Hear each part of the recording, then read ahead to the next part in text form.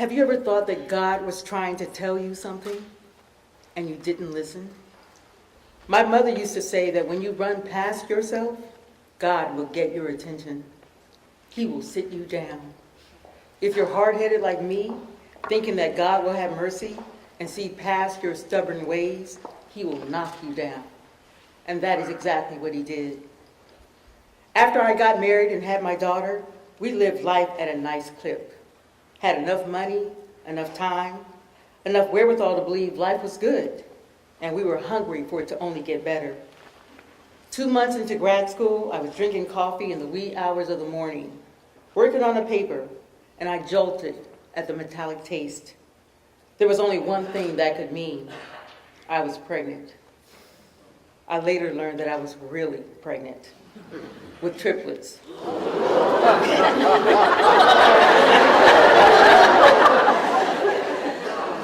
As it turned out, one didn't make it across the finish line.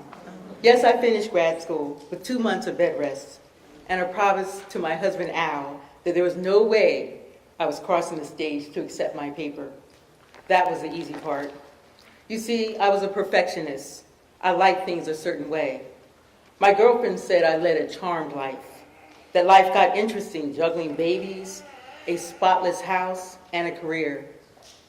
For the next few years, with 3 car seats in a borrowed car, because we didn't own one big enough to carry that load, our Dupre tribe found our way to food shopping, to the doctor's, to grandma's house, sometimes with the windows rolled down and the babies screaming just to get us there. I was a creative mom. I didn't just do arts and crafts for children. We did grandiose Martha Stewart projects, like life-size silhouettes of their running, jumping little bodies, displayed on our sliding glass doors. We sunk our hands in homemade Play-Doh, fluorescent colored and glitter. Birthday parties included a petting zoo in our park, or a fairyland of girls with wings, because I needed my girl to know that even black girls could be part of a fairy tale, even if it meant we had to tell our own stories. We read in a teepee on our front deck and built forts out of scarves, held rain dances around an oak tree. And while these things are ordinary now, years ago, they simply weren't done. I say all this to say that children grow and life shows up and tells on you. Years ago, my mother told me that when children are young, they're around your feet. As they get older, they're around your heart. As it turns out, I had my moments. One sleep-deprived night, I mistakenly gave my baby boy 2 squirts of bubble bath up his nose instead of saline solution. I thought I had poisoned him. The next day, whenever he cooed, bubbles bloomed from his mouth. I burnt every pot of popcorn and every nipple that I tried to sterilize. I marvel now at how I did it, how women do it. When I look back now, I have to ask, who did I think I was? People, I have a type A personality, living in the company of 4 Bs. Life got chaotic, with school and taking on projects like creating a play for 45 middle school students. Say what? I didn't like mess. I didn't even like dirty snow. Life got messy, but I had no idea how messy it would get. Remember I spoke of my mother? My mother was diagnosed with stage 4 pancreatic cancer. She is from the Mushat family. Mushats don't give up easily. She fought that bitch for 18 months before succumbing to it New Year's Day last year. During her bout with cancer, I was a mother mothering my own mother.